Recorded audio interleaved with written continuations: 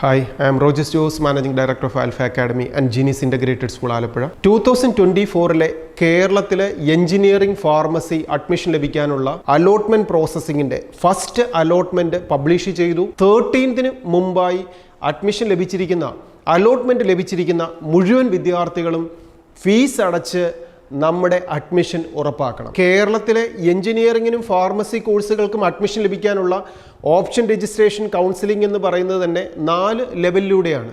First allotment, second allotment, third and stray vacancy. അതിൽ first allotment ആണ് complete ആയിരിക്കുന്നത്.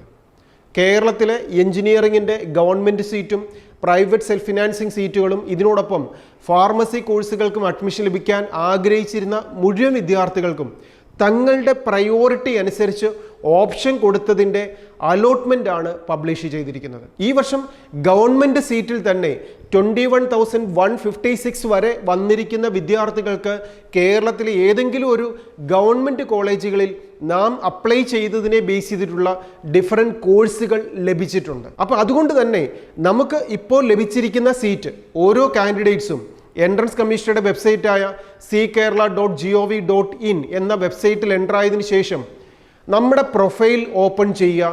ആ ഓപ്പൺ ചെയ്ത് കഴിയുമ്പോൾ നമുക്കൊരു മെമ്മോ ഉണ്ടാവും. ആ മെമ്മോയിൽ നമുക്ക് ഏത് കോഴ്സാണ്, ഏത് ക്യാമ്പസിലാണ്, നമ്മുടെ റിസർവേഷൻ ഏതായിരുന്നു, നമ്മൾ എത്ര രൂപയാണ് ഇതിനു വേണ്ടി കോഴ്സ് ഫീസ് അടയ്ക്കേണ്ടത്, എല്ലാ ഡീറ്റെയിൽസുമുള്ള ആ മെമ്മോ നമുക്ക് പ്രിൻ്റ് ഔട്ട് എടുക്കാൻ സാധിക്കും.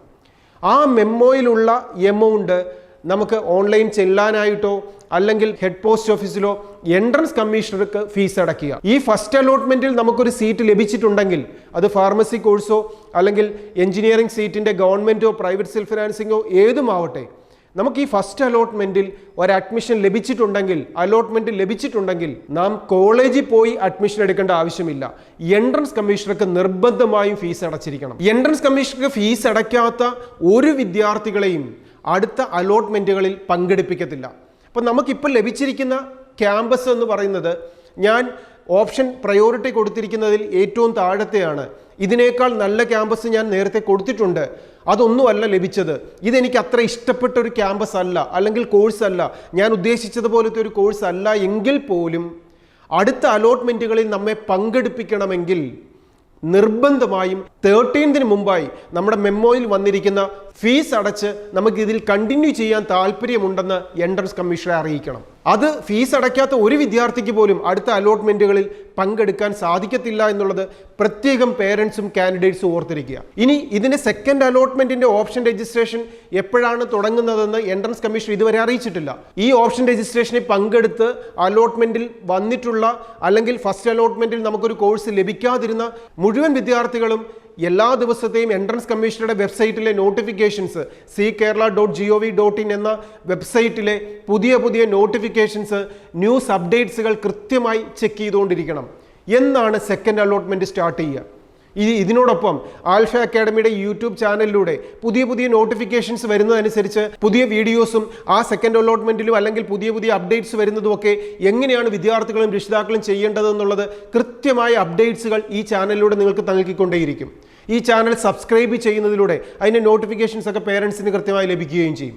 ഇനി ഈ ഫസ്റ്റ് അലോട്ട്മെൻറ്റ് നമുക്ക് ലഭിച്ചു, അല്ലെങ്കിൽ ഫസ്റ്റ് അലോട്ട്മെൻറ്റിൽ നാം കൊടുത്ത ക്യാമ്പസോ കോഴ്സോ ലഭിച്ചിട്ടില്ല, എന്തുമാവട്ടെ, ലഭിക്കാത്ത വിദ്യാർത്ഥികളെ സംബന്ധിച്ചിടത്തോളം പ്രത്യേകിച്ച് ഒന്നും ചെയ്യേണ്ട ആവശ്യമില്ല. സെക്കൻഡ് അലോട്ട്മെൻറ്റിന് വേണ്ടിയിട്ട് ഓപ്ഷൻ രജിസ്ട്രേഷൻ തുടങ്ങുന്ന സമയത്തേക്ക് നാം വെയിറ്റ് ചെയ്യുക എന്നുള്ളതാണ്. ഇനി ഫസ്റ്റ് അലോട്ട്മെൻറ്റിൽ പങ്കെടുത്തിട്ട് നമുക്കൊരു ക്യാമ്പസ് ലഭിച്ച വിദ്യാർത്ഥികൾക്ക് നാം കൊടുത്തിരുന്ന പ്രയോറിറ്റിയിൽ നമുക്ക് ലഭിച്ച ക്യാമ്പസിന് ശേഷമുള്ള മുഴുവൻ ക്യാമ്പസും കോഴ്സും ഡിലീറ്റ് ആവും.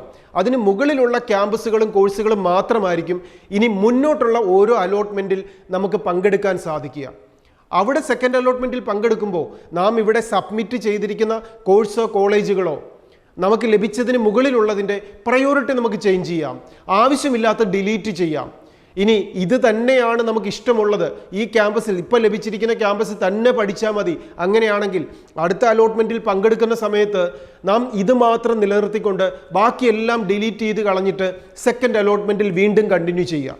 സെക്കൻഡ് അലോട്ട്മെൻറ്റ് കഴിഞ്ഞു കഴിയുമ്പോൾ അവിടെ നമ്മുടെ പ്രൊഫൈലിൽ നമുക്ക് ഏത് ക്യാമ്പസാണോ കോഴ്സാണോ ലഭിക്കുന്നത് അതനുസരിച്ച് നാം ക്യാമ്പസുകളിൽ അഡ്മിഷൻ നേടണം.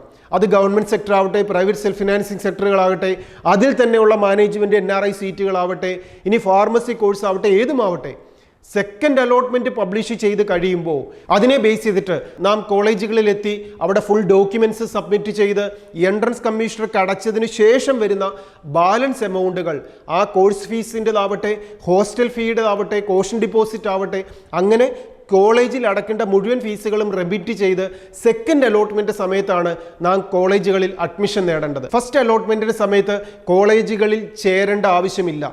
നമുക്ക് ലഭിച്ചിരിക്കുന്നതിനെ ബേസ് ചെയ്ത് എൻട്രൻസ് കമ്മീഷണർക്ക് ഫീസ് അടയ്ക്കാത്ത ഒരു വിദ്യാർത്ഥിയെയും മുന്നോട്ടുള്ള അലോട്ട്മെൻറ്റുകളിൽ പങ്കെടുപ്പിക്കത്തില്ല എന്നുള്ള ഏറ്റവും പ്രാധാന്യമുള്ള എൻട്രൻസ് കമ്മീഷനുടെ ന്യൂസ് മനസ്സിലാക്കിക്കൊണ്ട് ഈ അലോട്ട്മെൻറ്റ് പ്രോസസ്സിങ്ങിൽ കൃത്യമായി പങ്കെടുക്കാനും നമുക്ക് കൊടുത്തിരിക്കുന്ന ഓപ്ഷൻസ് അനുസരിച്ച് നമുക്കറിയാം, ഈ എൻട്രൻസ് കമ്മീഷൻ സൈറ്റിലേക്ക് ഒന്ന് ചെക്ക് ചെയ്ത് കഴിഞ്ഞാൽ നാം കൊടുത്തിരിക്കുന്ന കോഴ്സുകൾ അനുസരിച്ച് ഈ വർഷം ഏറ്റവും വിദ്യാർത്ഥികൾ പ്രയോറിറ്റിയോടെ സെലക്ട് ചെയ്തിരിക്കുന്നത് കമ്പ്യൂട്ടർ മേഖലയിലുള്ള വിവിധ കോഴ്സുകൾക്കാണ്.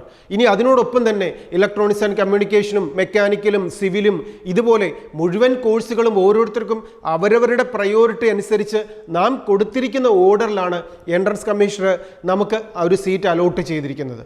ഇനി ഇതിനെ ബേസ് ചെയ്ത് നമുക്ക് ലഭിച്ചിരിക്കുന്ന ഈ കോഴ്സിന് വേണ്ട ഫീസ് അടച്ചുകൊണ്ട് കൃത്യമായി ഈ അലോട്ട്മെൻറ്റ് പ്രോസസ്സിങ്ങിൽ മുന്നോട്ട് കണ്ടിന്യൂ ചെയ്യാനുള്ള എലിജിബിലിറ്റി നേടിയെടുക്കുക, നമ്മുടെ സീറ്റ് ഉറപ്പാക്കുക, നാം കോളേജുകളിൽ അഡ്മിഷൻ നേടുക. ഇനി ഇതിനോടൊപ്പം നിങ്ങൾക്ക് ഓപ്ഷൻ കൊടുക്കുന്ന സമയത്ത് എഞ്ചിനീയറിംഗിൻ്റെ ഓപ്ഷൻ രജിസ്ട്രേഷൻ്റെ അല്ലെങ്കിൽ കോളേജിൽ അഡ്മിഷൻ നേടുന്നതിനകത്ത് ഫീസ് അടയ്ക്കേണ്ട കാര്യത്തിനകത്ത് എന്തെങ്കിലും സംശയങ്ങൾ വന്നാൽ ആൽഫയുടെ ക്യാമ്പസിലേക്ക് നിങ്ങൾക്ക് വിളിക്കാം.